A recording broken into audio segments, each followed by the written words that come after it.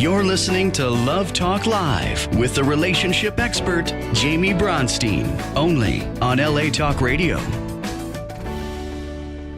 Hello and welcome to Love Talk Live. We're going to have so much fun today, I can already tell.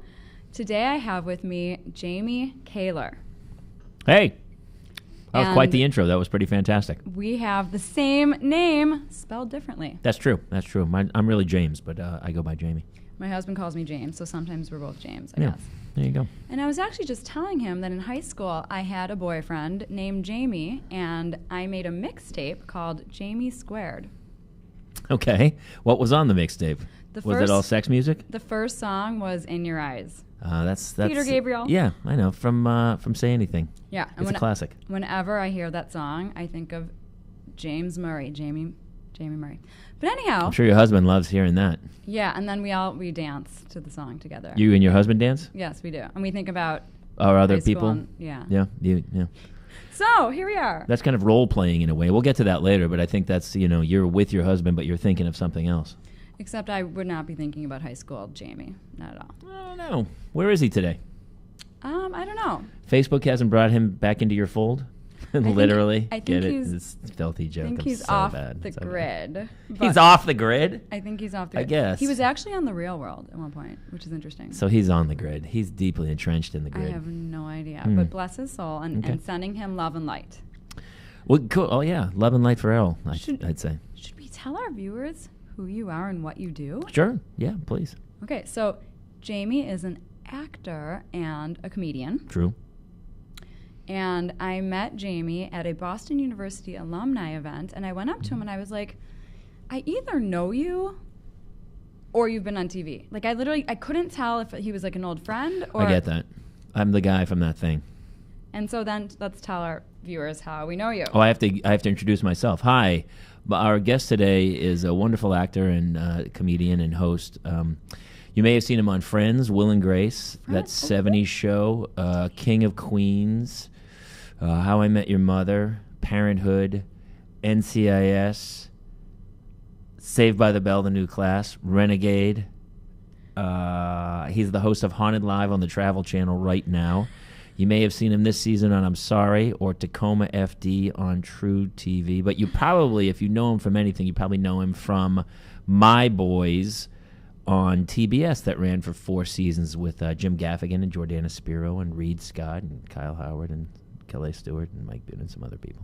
And that's where I knew him from. Yeah, that's where you knew me from. Getting back to how I knew him. Yeah. So I have that face where people go, I know you. So here's what happens, though. People always go, I know you. Are you an actor or something? And I'll list credits, and they'll go, no.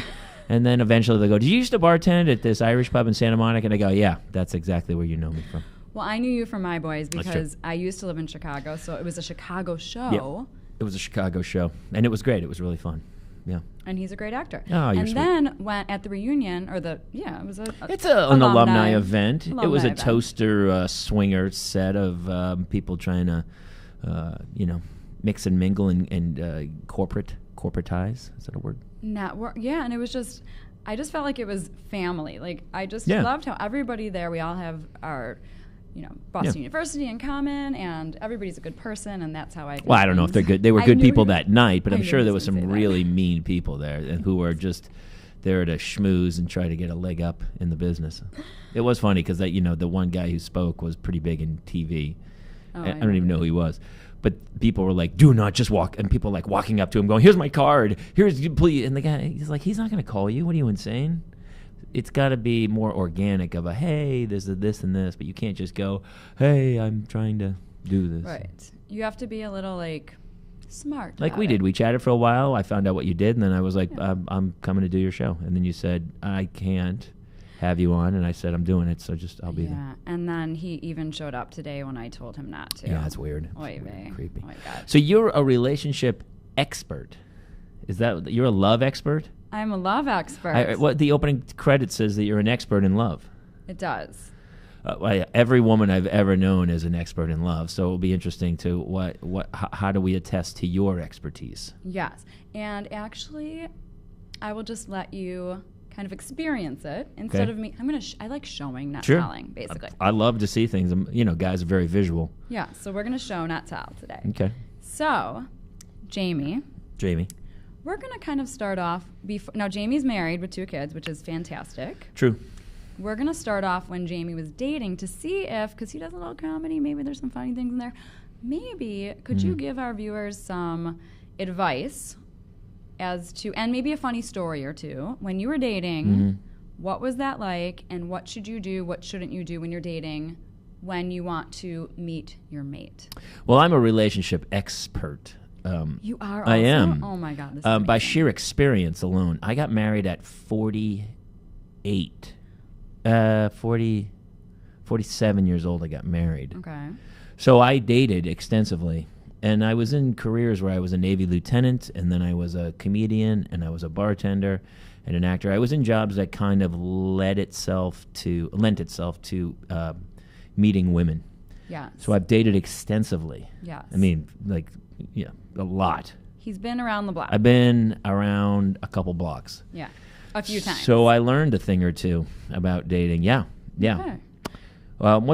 Here's my overall thought process on dating, and I talk about this extensively, is that when people try to break up with somebody else and they go, it's not you, it's me. Yes.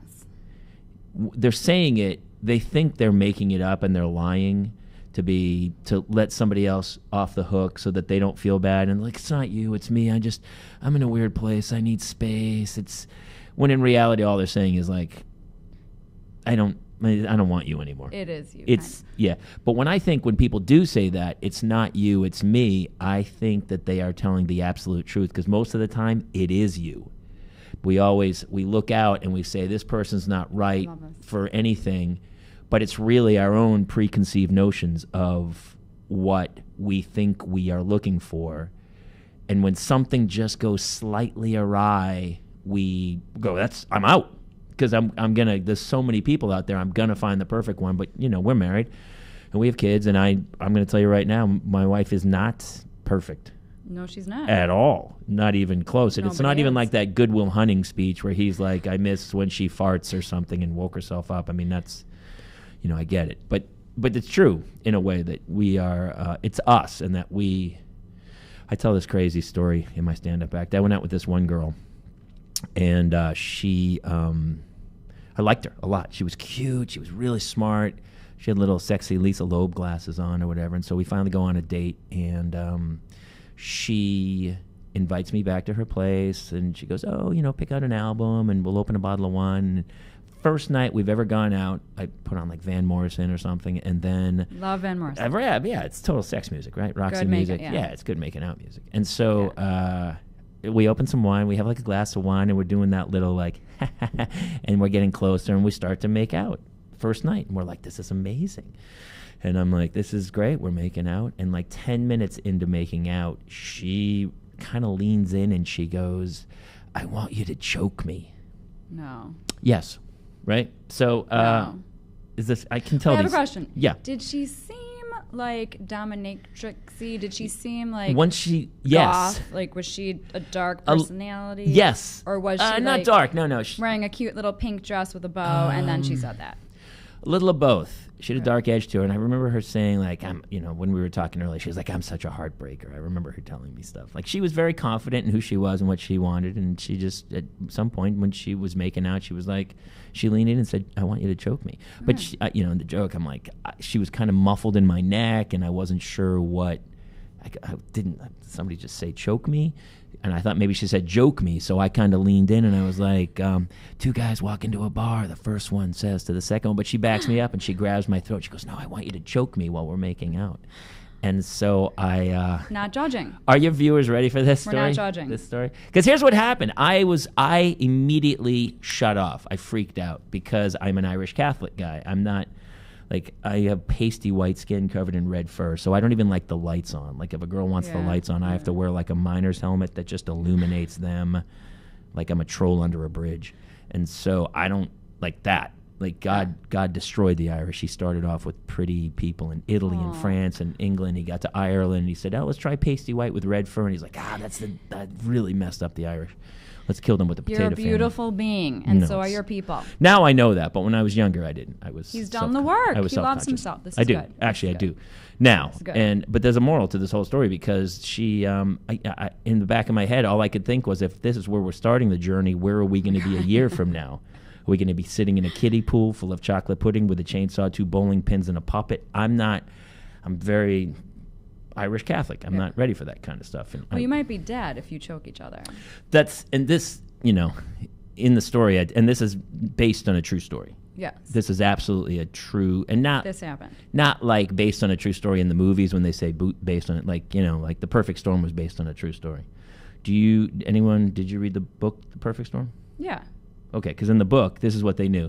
They knew that the ship left the pier, and that was it. They never got another call. That was it, the ship. But when the movie comes out, it's like based on a true story.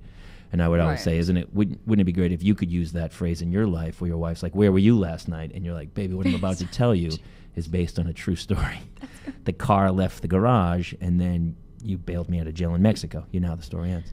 So I was thinking in the back of my head, I was thinking about, like, let's build this relationship slowly, because trust me, 2 or 3 years down the road, you won't even have to ask. I'll choke the shit out of you if we're still in love and we're, doing that thing. But she's, day one, wanted to get choked, and I started to think the same thing that you just said of, like, what? I totally freaked out because all I could think of, what if I was the guy who did want to choke her? The whole time she was like, "I want you to choke me." Died. And I was like, "Oh God, I was hoping to choke you." But yes, because I was thinking, what happens if I get excited? I'm like, "Oh, this is fun." And then I was like, "Oh, that's going to be a terrible conversation to have with the police, where the cop's like, "What happened here?" And you're like, "She asked me to choke her." Yeah. That's not a great way to go. And but here's what I learned at the end of the whole story was that she was right. She knew exactly what she wanted, and I used to tell, like, people would go, "What happened with that girl?" I go, "Dude, she's a lunatic. She wanted me to choke her the first night." And one of my friends was like, "Why didn't you just choke her?" And I was like, "Because it's crazy." And then I was like, it was me, because she was really cool and I really liked her and she was really smart. She knew what made her feel good, and that's what she asked for, and all I had to do was go. I wasn't choke. When she was saying the word choker, I wasn't. She just wanted some light pressure, I think. So at that the was her end, jam. Was it you that said it's not you, it's me, or did she say it's not you, it's me? I never called her again. We never went out. So you ghosted. I guess I'm not sure it was ghosting back in those days. It was before, like, cell phones and stuff, so it wasn't. But it's the type of ghosting. I'm not sure what happened. I think we talked a couple times. We never went out again, and I was just freaked out. But in reality, I should have just accepted her. If that was her only crazy thing and the rest of her was perfect, who would have known? But how would you know? Who would know? Yeah. You don't know. But you know what? Here's the good thing about you. We talk a lot about intuition in this show. You used your intuition and you rolled with it. And here you are today. You're not married to the choker. I'm not married to the choker, no. So, and I think that's a good thing. She told some friend of mine later, she goes, "That guy was a dick. We never went out again," or something. And then I was like, "Well, I wasn't a dick. You were crazy because you wanted me to choke her." But then I thought about it and I was like, "Well, isn't it nice? Like, now I always tell my wife, I'm like, well, just tell me what you want. Tell me what you want, and I will communicate." And so this woman was communicating from minute one, and I pushed her away. I pushed her. Do you think it was communicating too much? No, I think it was great. I'm just saying that it's a little unnecessary at the beginning. I think to get choked. But at the same time, she was doing you a favor. Yeah. She didn't realize it. It was like saying "scratch my back" to her. I don't think she was saying. She wasn't saying "choke the sweet Jesus out of me." She was saying, "hold my throat" or whatever. However she wanted. I'm sure had we gone down that, we should have just put a safe word together and said, "Banana's the safe word," and then go have fun. But we didn't. I got freaked out because I had too many issues where it was me. It wasn't her. But I used to say, "Oh, it's her. She's crazy," and she wasn't crazy. I was the crazy one. She wasn't crazy. She knew what she wanted, and she was asking for it. You know what? We're all a little crazy. We all have our own things. Are you freaked out that somebody wanted to be choked? Not at all. Oh, because you love being choked? I've been a therapist for 18 years. I no. mean, what if on date one, the woman was like, I like to dress up in clown outfits. Here's a clown outfit for you. Right. I would still think she was crazy, but in a way, I think that honesty is, because my wife didn't maybe tell me all the truths until we got married, and then I've learned a lot of things, and I was like, well, you said this. Before we got married, she's like, oh, I don't care about a really expensive wedding or an engagement ring, or we could just elope. And then, of course, when the wedding comes, it's like, no, we spent way too much money on the wedding. I went out with this other girl one time, too. And did you have another question you wanted me to? Oh, yes, I have a question. Okay. But will you save that thought? Okay. Because I think that my viewers would really love and just grab onto this conversation about ghosting, because it's very current. And personally, I think that it depends on the situation with ghosting, and that for anybody out there who has never heard of it, it just basically means that you just don't respond to the person. Right. You never reach out again. I'm not a ghoster. Well, I think in a situation where you've been on like 1 or 2 dates and it wasn't a fix-up by somebody that you know in common, let's say, it is totally appropriate to just kind of float off into the universe, because my dad always said to me, you don't owe anybody any explanations. And at that point in time, and everybody's dating a million different people, it's okay. I think it's totally okay. Some of my clients, colleagues, friends, think that you always need to tell the person, you know what, and send them these long text messages. You know, it's just not working for me. I'm not feeling it. And yes, at a certain point, I think it's good to do that. But at the beginning, after 1 or 2 dates, I think it's totally appropriate to just disappear. Yeah, because they're all dating other people also. Change it. Are they? How do you know? Maybe they weren't. Maybe they were really had all their eggs in your basket. And if they did, then they will. That's them. They'll be able to move on. Then it's not me. It is you. At that point. At that point, it's just not right. And No. And both parties will find the right one for them. I just never had. I know people. I never online dated. I just met people and ended up dating. When did you meet your wife? Like when? Like what year? Oh, we've been married now for 8 years. So we've probably been together like 10. Okay. 10 years Yeah. ago. So the app. Well, there was online dating, but the apps didn't come out until. There was online dating when we met, but I wasn't. It's so funny because there used to have a stigma to it. You wouldn't tell people we met online, and now that's I ask people in comedy clubs, and it's the only thing they say: we met online. We met online. We Right. met online. That's like what people nobody meets in public, Right. unless you're at work and you met the person at work. I do encourage people to open their mouths wherever they are. They're at Starbucks or. How about just picking up your eyes off your cell phone and looking around and taking a moment to take in what's around you? And making eye contact. Yeah. You never know. Yeah. Okay, so I want to hear your other story, and then we have to get to your wife and your relationship with your One wife. more crazy. Yeah. Yeah, I another dated. story. And again, another person. But here's the thing. I think people need to be honest in dating. And so many times, like when I dated, I was a really good dater because I was just really bluntly honest with everybody.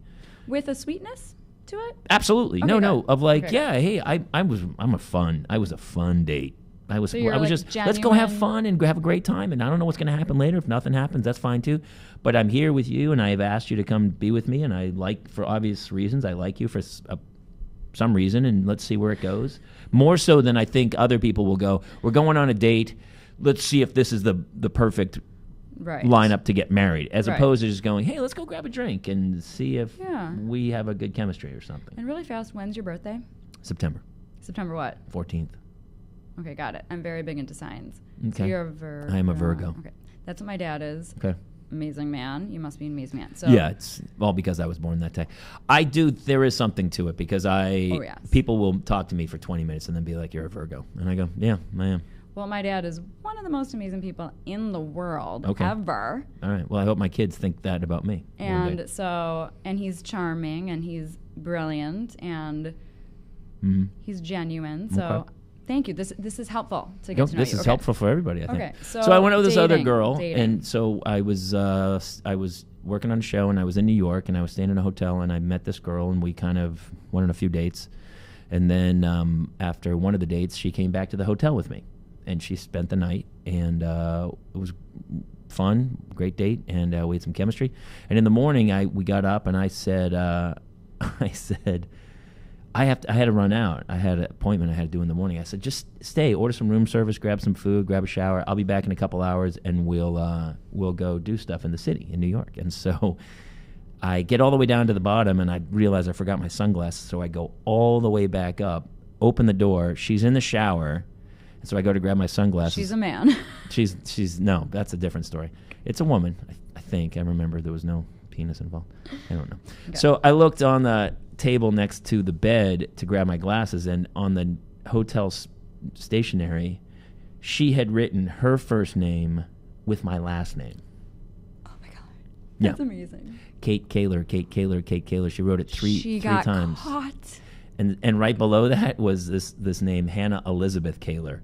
And I was like, that your daughter that you're doing I together? was like, oh my God. And so I sat and I waited till she came out of the room, out of the bathroom.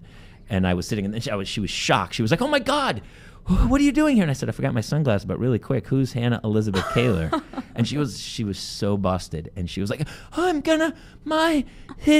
she's a friend. She said, she's a friend I know from somewhere, which is blatant lie. Oh my God. And so is she friends with Kate Kaler? She totally got busted. And then I talked to her later, and she said she talked to her friend that day, and her friend's like, that dude's never going to call you back. Aww. And long story short, my wife is Kate Kaler, and my daughter's Hannah Elizabeth Kaler. I'm dying. So we got married. I'm dying. So, oh my God, I mean, I should have known she was crazy from minute one, I guess. And so it's funny that her friend was like, that dude's never going to call you back again. And then we ended up, I don't know why, it made me laugh so hard when she got busted. And she was in New York, and we cross-country dated so we ended up, I left, I came back to LA, and then we kind of cross-country dated for a while. And then she was like, I think I talked about moving to LA or something. She's like, well, I'm not coming out there without a ring. And I said, well, all right, here's a ring then. And then we got married. Okay, this just proves, and I believe in this, and I tell people this all the time, it doesn't matter how badly you screw up and at what point. If it's supposed to work, it's going to. Because that was probably one of the worst, screw-ups. Yeah, that was a big screw-up. I've told that on heard. stage, and people will be like, I go, how many people have done that? And very few women will admit it, but I feel like more women have done it than will admit it. Oh, yeah, we do that. Because you want to see what your name looks like with that. You're not marrying just a guy. You're marrying a name. Mine was, I remember being in graduate school and sitting there. I was obsessed with all my classes, but just maybe the stats class, wasn't as exciting to me because I'm not a math person. Mm-hmm. And I remember writing but not just my name down with my 4 potentials, the 4 guys that I was kind of dating here and there, or one guy that maybe was from the past, but he might have come back. Mm-hmm. I would write down my name with all their names just to keep it open, so that I wasn't just it has to be this one. And I did that a lot throughout my life. Oh, that's what we do. But never did any of them see it. Oh, I honestly felt like she married me solely because the word Kate went really well with Kaler. Kate Kaler's a great name. And Hannah happens to be one of my favorite names in general. So it was funny when our daughter was born. We only have daughters, but it was lucky. It would have been weird if it was a boy named Hannah Elizabeth. Hans Elizabeth. So I didn't have a say in the first name. She was like, it's obviously Hannah Elizabeth, and I was like, I guess I didn't, because I would have never chosen Hannah. I think it's so beautiful. Now I see her, and it's all I can see is Hannah. Right. But the second one, I kind of chose Claire. Look up the meaning of Hannah. It's beautiful. It means life, I want to say. Yeah, and light, and it's beautiful. Do you have that piece of paper? I think I had it somewhere. I don't know where it is. I think it's gone. I don't know. I could have sworn I saved it, and I can't for the life of me find it. I don't know where it is. So, question. So, in those moments when you and your wife are having a conflict, which is once or twice a year, does she... No. What? I'm kidding. Holy Jesus. I'm kidding. Once or twice a day, whenever it is. Do you bring up the paper and you're like, you loved me? You really loved me? I haven't, but I will now. Yeah, you should do it. Most of the time, I'm just I go, don't pick a fight. She'll pick at me and pick at me and pick at me until we fight. Interesting. Where I'm I'm a comic and an actor and a voiceover guy. I'm gonna destroy you. Aww. I'm really skilled in verbal conflict. Verbal abuse. Actually, yeah. When I was younger, I could be vicious and hurtful towards people. It was like this weapon I had to learn how to use. And so, you use it on stage when people are heckling you or something. But, with my wife, I'll be like, baby, you gotta, you're trying. You're trying to start a fight with me. You won't. I just go, just let it go. Just leave. Just let me be. And she'll keep coming at me until you're like, she wants a fight sometimes. Okay. And you're like, because she's a Virgo too. Interesting. And we're both redheads. Interesting. It's pretty crazy. Two Virgo Two gingers. redheads. And our kids are redheads. Our dog's a redhead. The whole thing's a crazy, crazy situation. So what happened? So eventually, is she like, okay, She picks a fight. And then, we get into a fight about something stupid where I'm just like, you gotta stop stressing it. Like, she stresses things that she shouldn't be stressing, almost to a detriment to her health. Where you're like, one day something really bad's gonna happen. This is not it. Right. There's gonna be one day. There's gonna be something that we all need to sit down, huddle up, and worry about. This isn't it. What are you doing? Why are you losing your shit over this? This is what you're losing your mind about? And you're like, she can't fight it. Cannot fight it. And so finally we have some fight, and then eventually I'll just go to sleep going like, well, she's going to kill me in my sleep. This is how this story ends.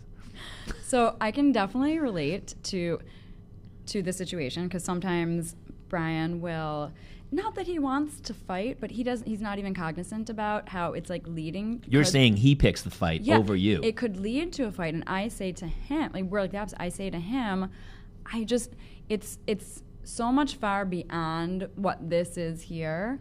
So it's literally pointless to talk about like how your clothes are on the floor or whatever it is, or because she'll pick that one moment. And so I'm like, let's just not fight. But if you want to talk about something deeper, we can do that another time. But like, we're on the way to dinner right now, so let's just have a peaceful time now, and then we can talk about like the deeper issues later. But I just don't want to fight either. I can have discussions. I don't want to fight. And when I try to have a discussion, so our recent discussion was she wanted to fly back with the kids in October. Her sister's getting married, and so there's a bridal shower, and then the bachelorette party. And she wants us to fly back with the two kids to Boston, Jersey, and stay there. And I'm like, well, you're going to a bachelorette party, and I don't want to. What you've done is given me a job. Now I'm at your parents' house watching two kids that I do it better at my own home. You should just fly. And also, I think you need some solo time, because all of a sudden it's not a relaxing trip for you because you're flying with two little kids.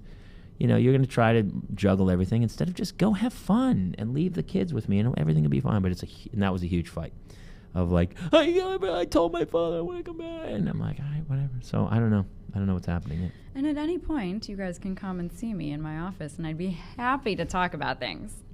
And it's fun. Maybe. It's fun. Yeah, I make therapy fun. I'm not opposed to therapy. I kind of get it on stage. I got up last night and did like 20 minutes on stage, and you just let it out. Oh, I vented so great. It's comedic, I vent, and then the audience is along. God, I was telling some crazy stories last night, and I come home and I'm like, oh, that felt good. And my wife doesn't have that outlet, and sometimes I talk to her and I'm like, look, you should talk to somebody.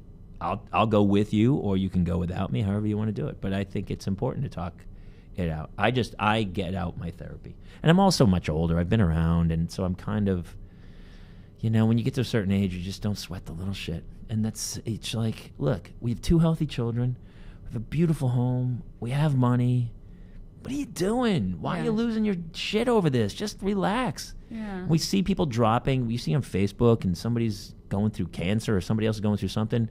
And my wife will have that moment where she's like, I feel so bad for them. And I go, feel that all the time. Perfect. All the time. Yes. How lucky you are until the day you're not, and then we'll deal with that issue. But until then, you're beating yourself up over these things where you just, she works for a living, so when she's at work, she feels horrible that she's not with the children, and when she's with the children, she feels terrible that she's not at her job. And I'm like, just enjoy it all wherever you are.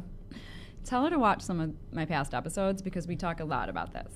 I think she can be inspired. If she's not going to go to a therapist, at least get inspired by some kind of shows. Yeah, listen, I don't think she's any different than most people. I mean, most people are a lot of people don't practice gratitude, and it makes a difference. Yeah, and the social media doesn't help. People, like my wife, only judges her life against the 0.01% who are filthy rich and doing that. But she never judges her life against the people who are living in poverty, raising 6 kids on welfare. She doesn't, there's no, it's only like, why can't I have this life? And you're like, well, feel pretty great that you don't have this life. Right. So this is your life. Make it the best you can. Enjoy it. And let's remind her that she wrote down Kate Kaler and Hannah Elizabeth Kaler. I'm going to remind her about that. And she loved you. She just wanted the name. I don't know if she loved the name. Oh, the maybe name. She loved the name. That's so maybe true. That's what she was. I could have just franchised. Did you have a the brother name or anybody else? He's way Kaler? older than even me, so that Okay. wouldn't have worked out. No. Kate Kaler, Kate Kane, yeah. So a few more minutes. Anything off the top of your head that you can think of in terms of some advice for our viewers about marriage? Things to do, things not to do to have a good marriage. Things that you wish your wife would do more of, maybe not, or... It is, it's just a weird thing, because all of a sudden you're dating and it's glorious, and, you pretty much, when you date, you drink all the time. Like, you have drinks, and then all of a sudden you're married with kids, and it's not really the parties anymore. No. So you just have to be okay with the change. I was ready to settle down. I'd gotten everything out of my system, and I was kind of excited, and I love having the kids. I wish we could enjoy it more. I don't know. What would my advice be? I think I thought it was going to be easier than it was when I first got married. I just was like, this will be no big deal.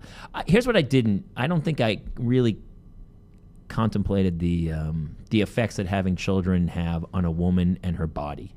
Mm-hmm. To be maybe more, not respectful, but to be more understanding of what women go through, I think. Not only that, but getting married and then having kids. It is it's a catastrophic change and to you're your body. talking about hormonal stuff also. Everything. Yeah. Hormonal, the weight gain, the nutrition being drained out of your system by the children. Like, we had 2 kids 18 months apart. My wife threw up every day for both pregnancies. Wow. To a point where I was like, we had to get her IVs and stuff. Like, she had morning sickness every day. And, I was like, come on, it'll all be okay. But I think, looking back, I probably should have been more understanding of it all. And empathetic. And empathetic, yeah. Okay. As opposed to, like, come on, we're having kids, let's go. I just thought I thought everything would be easier. Okay. And it's harder. And it takes more communication and understanding than I probably was ready for. Because I was pretty institutionalized. I was late 40s.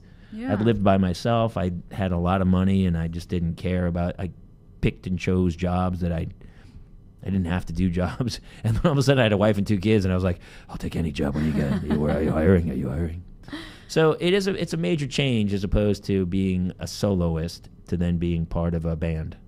No, I think that's really good advice for guys out there, to just be really empathetic and listen to your wife and know that she's not kidding when she's sad or when her body's hurting or when it's not functioning as well or she can't do what she used to do. There's a reason half of all couples get divorced, right? Yes. There were times I didn't think we were going to make it. I thought for sure when the kids were young, I was like, I don't know how people survive this. So intense. I don't know how people survive this. Right. Nobody's sleeping. Right. And that was another thing. I was like, certain nights I'd be like, look, I'll stay with the kids. You go to sleep. And then she's like, because the kid was up screaming all night or something. And then she'd be like, no, I feel guilty. I'm going to stay up with her. And I go, okay, then I'm going to sleep. And she's like, no, you're not. And I go, well, now this is stupid. This is a terrible idea because now we're both exhausted. Why do we both need to be up? But also, her hormones were not that able was the to problem. rationalize. She can't. It's like rationalize. She knows she's going crazy and she cannot control it for the life of me. And I don't think she's even the worst. I know women have horrible postpartum. I'm sure she had depression after, and I learned all about lactation specialists and all the craziness that's going on. And you're like, it's like, holy, what you guys go through to have a kid is crazy. It's intense. It's crazy, and then of course every time Life-changing. she sneezes, she pees. I think for the first couple of years after having kids, and everyone here knows, right? You guys know. Yeah, it's still when I go in a swimming pool sometimes. Yeah, like it just comes out. I don't know why. But why do people hide? Like, that shouldn't be hidden. You know what's funny? I'm honest about it. I watched my kid get born, and that was the first human I'd ever seen born. Yeah. Why are we so prudish about the beauty of life? Because I honestly wasn't sure I was going to be able to take it. I did see, like, when I went to some prenatal counseling thing, they showed a movie from, like, the 1970s with some bohemian lady who was full Jungle Land, was National Geographic gave some birth, and I was like, all right, whatever. And then I watched it happen with my wife, and I was like, oh my God, that's what that's all for. Oh yeah, that makes sense now. Now I get it. Okay, that's why. Okay, all right, I get it. I was at lunch with my friend the other day. She's pregnant, and she's like, what's your birthing story? And I started telling her how it basically went on for about 24 hours. I was induced. But anyhow, I was like, she wanted to know about the actual contractions, because she's not going to do she's planning on not doing an epidural. Sure, she's not. And so I was like, it's like a period cramp times a million, times a trillion, times the worst pain you've ever felt in your life. Yeah. And it's hell. But are you sure you want to hear more? My wife started, she thought about that too, of like, I'm not going to do the epidural. And of course, like, as soon as it started, she's like, epidural. I'll have an epidural, please. I'll have 5. Excuse me, can I get an epidural? And then I was like, well, I'll take one too, please, if that's possible. I would love an epidural at this point. It was very relaxing. It is crazy that we put ourselves through this. It's not like there's not enough kids on Earth. Like it's like we are. In some ways, I feel like being a parent is selfish in a way of like, we all want the experience of having kids. And some people are definitely not right to raise children. Right. And they should not have children. But we come from this crazy culture where the grandparents are always like, when are you going to have kids? Or you just got married, you're going to have kids? Like, I have friends who are married who don't have kids. I never give them grief. I'm like, good for you. We had enough kids on this planet. We don't need any more for a while. But other people will ride them and be like, not even knowing, like, maybe she can't get pregnant or something. And people will like go, when are you going to have kids and join the team like the rest of us? And you're like, what are you doing, man? They're like, we've been trying for 7 years. Yeah. I wouldn't. That's why you should. That's my advice. Never say, like, a lot of people, we don't need everyone to have kids. Also, never go up to a lady if you're not sure she's pregnant and say when you do. Obviously, we all know that. That happened to me this weekend. I didn't say it. I've done it once in my life, and I'd never do it again. And then finally, she did say, she's like, well, I'm a few months pregnant. And I was like, I thought so. I just wasn't going to say anything. But, yeah. Okay, so 2 things really fast. I do want to acknowledge that having children is a beautiful, wonderful thing. It is. And we feel so grateful. Only if you are ready for it, though. Having children is not for everybody. Right. But also there are beautiful stories that come out of like some teen pregnancies, and then I believe that everybody's supposed to have their child when they do. And there are pros and cons to all different ages, and that children are beautiful, and for all the frustrating situations, there are as many beautiful, heartwarming. But if you're a teen and you get pregnant, delicious. You can also, like, I have friends who have adopted. And they've tried so hard to have kids and they couldn't, and now they have adopted children from someone who had a pregnancy that didn't particularly want it, and it worked out great for everybody. Yeah. So there's all kinds of options. Okay, and so one more thing, because backing up a tiny bit, when we were talking about you and your wife, and you like glanced upon this for a second, I just want to talk about encouraging couples to have date nights. And to get a babysitter, whatever you have to do, but spend time together. Because so many times you look at each other and you're like, who are you? We don't enough. And the love gets lost. Yeah. So my wife did tell me this when the kids came along. She said that the joy she got from the love from me, she didn't really need as much anymore because she got that love from the children. That's interesting that she articulated that to you. She did, and I told that many times because I run a Dadlands. I run a dad group. That's so great. Yeah, it's called the Dadlands, and it's a whole plugging it. How do people brand. Find out about this? It's on Facebook, the Dadland group, but it's also a website, thedadlands.io. But there's an Instagram page, there's the whole thing, and basically in the group, there's like 1,000 guys in there, and they'll come in, and guys will post questions or something, and then I always comment, but 30 guys will comment, and it's pretty cool because some guy who's just having a kid will then say something, and every other dude's like, "Oh, you're just at the beginning, brother. Here's how this goes down," and like everybody puts their stuff in. I literally love that you have a guy group because it's there's amazing. So many mommy groups. And so many women have tried to join the group, and I'm like, I just delete. I go, I'm so sorry. It's for guy. Like it's the purpose of it is to have guys be able to talk do you without have a penis. Yeah, to let guys chat without having that. So yeah, Oh but my it's God. crazy. We have to, and here's the problem. Like, my father never talked to me about that stuff. We don't, especially Irish Catholics, we hold on to it, and we don't share information that would be so useful to people growing up, because I don't know why. Maybe there's a prudishness or there's something, but it's crazy how we think about, like, we all have kids, and yet we don't. You can't show it on TV that it's just a child being born. We can see giraffes get born and sharks get born, but all of a sudden, if a human is born on TV, it's like, oh, that's smut, and you're like, it's not. Like, but this is what we all do. This is what everybody does. This is how we got here. And when certain people are like, about their bodies, they're trying to figure out their bodies. Like, that was the thing. It was like, I really realized, because before that, women were sexualized for me in a way. Like, they were a turn on and everything. But all of a sudden, you start to see why it's constructed a certain way. And you go, oh, yeah, there's a reason we've been around for a long time. It's perfectly built to do this. So when you are starving yourself or whatever to try to look in a certain way, that's not the way your body's supposed to function. No. So, a lot of women that can't get pregnant or whatever, and it's because they're so stressed and they're starving themselves to fit in the wedding dress, and you're like, yeah, your body knows when it's time to have a baby, and so all of a sudden you kind of get comfortable, healthy, and then boom, then you get pregnant. I feel like Jaime Kaler should be a doctor in his next life, because you are very knowledgeable. Thank you. And I love, this is very sweet. I love how I love when men can just, you're showing that you're empathetic, you're showing that you get it, and you're showing also that it's important for men to talk about their feelings and things also. Well, I talk about them on stage all the time. And I really open up about the kids. And this is when I do a joke about the whole fact that as an Irish Catholic guy who only knows love through a firm handshake, because that's the only way we ever did it as a kid, I wasn't sure I was capable of handling the onslaught of emotions from these little girls. I mean, I have two little beautiful redheaded girls. And so I equate it to the fact that I felt like that musket rifle that you would see on the Antiques Roadshow that hasn't been fired in 200 years, just ramrodded down with powder and emotions. And then these little girls came into my life, lit a spark, and now, boom, I cry at Lowe's commercials. Like, I cry over the things where you're like, I'll see like a Folgers commercial, and I'll be like, oh my God, that dad was really with his kid. I can't hold it anymore, so now I'm a crying mess. And anytime a kid gets killed in a movie or a TV show, I can't watch it.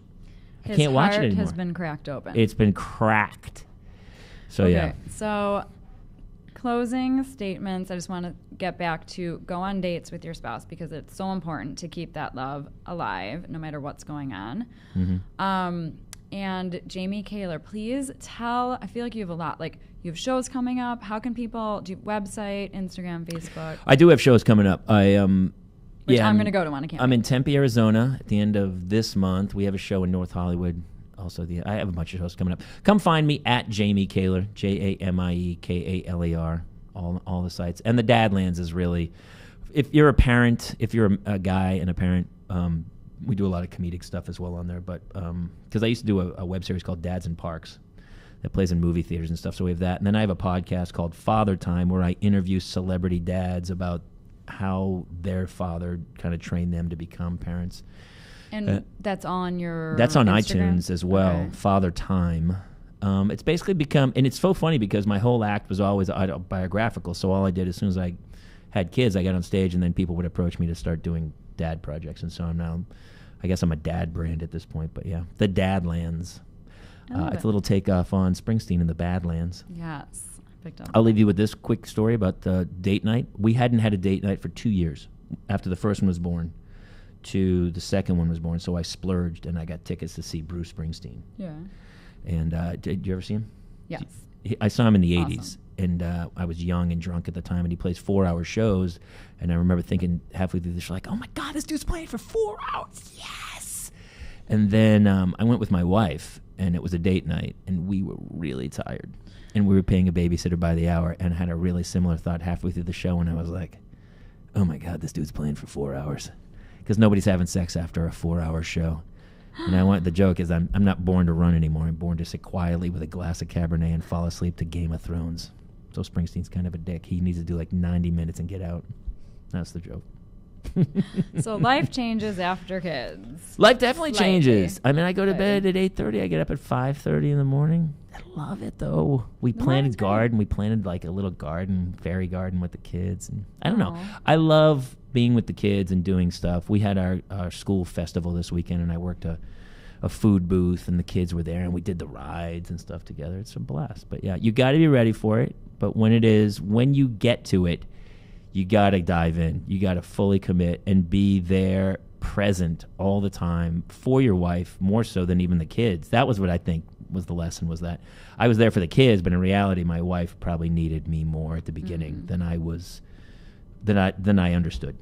I feel like your wife is going. Kate Kaler will appreciate the show. No, she won't. She's going to be. Well, she'll be angry at me for something I said or something. Okay, but let's send her some light to just look at it and to be in gratitude. At least that last part was amazing. It was all amazing. She has gratitude. She does. She just gets caught up in the little stuff. But once she rises above the weeds, she sees the beauty of it all. Maybe we'll do a double date sometime and a play date to get the kiddos together. Yeah, we could do a little therapy double date. That would actually be over drinks? No, she's not going to go to dinner if she thinks it's going to be therapy. No therapy. She won't think it's therapy, but we'll go, and then you'll like conveniently slide it in. Like, or maybe hey. just don't show her the show and be like, this is my friend Jamie. She never saw My Boys. She's never watched one show. Here's what she does, like book an acting job, and she goes, how much does that pay? And I go, I'm on NCIS. It's a good show. She's like, she doesn't. She's watched a few. She liked I'm Sorry. She did see some My Boys. I think she saw the Friends episode. Yeah, now I need to go back and look at all those episodes around. Yeah, there's some stuff there. Well, thank you for joining us today. As always, you can find me on therelationshipexpert.com or my Instagram, therelationshipexpert. And you can email me with any questions, jamie@therelationshipexpert.com. But I'm Jaime, not Jame. No, but please feel free to email me any questions as well, and I will out. Actually do reach out. People do come find me. It's really funny. Reach out to me if you can't find him or whatever. Or reach out to him if you can't find me, whatever. But thank you so much for joining us today. Have a great night.